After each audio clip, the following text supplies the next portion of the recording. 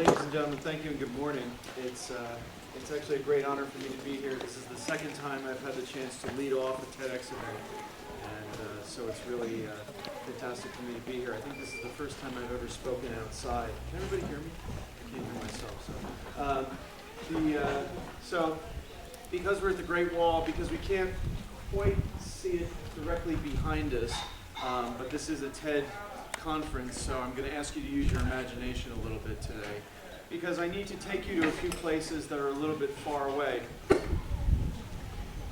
The world without walls that I want to talk about today is the underwater world. Okay? It's a world where where I never get to spend enough time. It's a world where I only ever wish I'm back there when I'm not there, and it's a place that has shown me that in many ways anything is possible. So right now we're at Jinshanling, and I want to take you to a place that's about 100 kilometers to the east of here. Okay? There is a section of Great Wall in the Panjako Reservoir that is underwater. How many of you knew that? How many of you knew that it was underwater? Okay, cool. So the reason that there's an underwater Great Wall is because the Mongolian invasion force had invented submarines, and they were ready to attack the rest of China. You'd be surprised how many people fall for that. So how did they build it underwater? Well, they drove pylons. Wow, that's amazing. The simple reality is that actually it is an opportunity that was born out of tragedy. The Tangshan earthquake, which killed about 250,000 people in 1976, leveled the city of Tangshan, and as a result, as part of the rebuilding efforts, one of the things they realized they needed was more water. So what does China do when it needs more water in a particular area? It builds a dam. Okay? So, which is a pretty practical way of doing that. So as a result, a valley near the eastern Qing tombs, that's the area that we're talking about. An area near the eastern Qing tombs, a valley was dammed up, and as the valley flooded, it not only took with it a train bridge, but it took with it about 200 or 300 meters worth of Great Wall, thereby creating a very unique diving opportunity. Of course, in 1977, I don't think the local authorities were thinking about, well, yeah, we could scuba dive there too. Divers will come, it'll be great. So I don't think that was foremost on their minds. But it has created a very unique opportunity, and it's probably the only diveable wonder of the world. Okay? You can't dive the pyramids, but now we have now we have an opportunity to dive the Great Wall. As soon as you say things about the wonders of the world. So what we get to see to me, it epitomizes this concept of a world without walls. And it shows that the underwater world is a place that we can go without those kinds of barriers.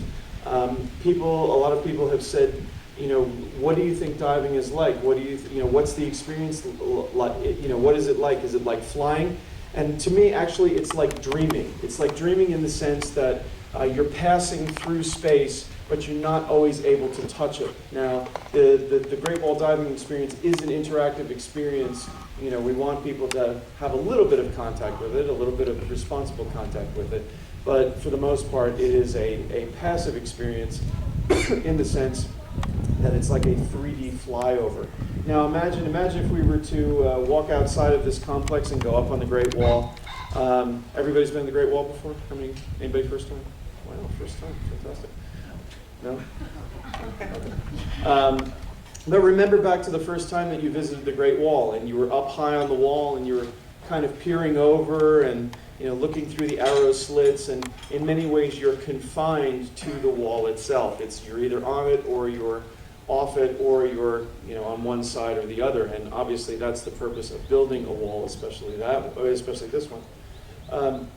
But with the underwater Great Wall, we have an opportunity to do something that we don't get to do anywhere else on we'll call it the above water Great Wall, and that is to have sort of a 360-degree, three-dimensional experience with the wall. Excuse me. It's, for example, one of the guard towers is submerged, and you can swim in the window, you can come out the door, and then you can go back in through a hole in the roof. Okay, so it's all those things that you ever thought, gee, I wish I could just get down to that ledge, Well, on the underwater Great Wall, of course, you can do that. It also has something that I've never seen anywhere else on the wall, which is it has an archway. Underneath the wall is a large archway that's about 5 meters in length, and it passes all the way through the wall. And it's very strange because that's not where the river was, so it's not like it was allowing the Mongolian submarine force to go through that archway on its way to invade the rest of the country. It's a very unique architectural feature, and it's something that we get to experience only as divers, very luckily for us. It's a very strange experience to take people to an archaeological wonder like that, because it's all about the wall. The wall starts high up on the hill, even higher than it is here at Jinshanling, and it makes its way down the hill behind a village and then down straight into the water. So when you start your dive, you walk right into the water, right onto the wall, and then you go off the wall from there. In many ways, it also represents the kind of diving experiences that we have here in China. The coast here is highly regulated, and as a result, we've been forced to find sites like this throughout China in inland areas, excuse me, because they are much less regulated. And to be able to have a site like the Great Wall, just, now it's a 3-hour drive from Beijing. It used to be a grueling 4.5-hour drive. To be able to access something like that is truly unique. But interestingly enough, it is not the only walled site that we're able to dive here in China. Okay? Like I said, because we're not able to dive off the coast the way that we might be able to in other countries, we've had to seek these sites inland. And another walled area that we've been able to visit that we wouldn't otherwise be able to do if we weren't divers is the Lion City. Now, what is the Lion City, you say? The Lion City is a submerged Ming Dynasty city that disappeared 50 years ago, again in another dam project, another hydroelectric project. What we've been left with is an almost perfectly preserved Ming Dynasty walled city that was once home to 6,000 people. Okay? Well, what's left after 50 years? Well, the city wall is still mostly intact. Okay? So it's a maybe 6 or 7 meter high city wall with 5 gates at different intervals, and the northernmost gate of the wall of the city wall is still there. In fact, the wooden door that once closed that to outsiders or closed the door for security is still in place. You can still go and put your hand on it. Most spectacular is there is also a Ming Dynasty tablet that was erected by one of the emperors to commemorate the fidelity of a wife whose husband had died young and she never remarried. This is a 7 or 8 meter tall paifang or pailo. It's an imperial tablet. The only thing I can compare it to is if you've been to the Confucius Temple near the Lama Temple in Beijing. There is a ceremonial gate on the west side of the complex. It's about that high and that big, and it's not nearly as ornate as this one underwater. I've never seen anything like it, even in Beijing, which of course we think of as the centerpiece of imperial architecture. I've never seen anything like this above water. So, and again, because we are suspended in water, because we are freed of the bonds of gravity, if you will, we have the chance to explore it from top to bottom, and we get to see the detail that we never would have been able to enjoy if we were only standing on the ground and seeing it. Okay, there are poems inscribed on granite slabs, okay, commemorating the fidelity of the woman. There is and then there are various sculptures, not only of imperial symbols like dragons and phoenixes and things that we're used to seeing here in Beijing, but there are also depictions of everyday life, which is really something that tends to be missing from pieces like that. So, aside from the tablet, we can also explore homes that are still standing.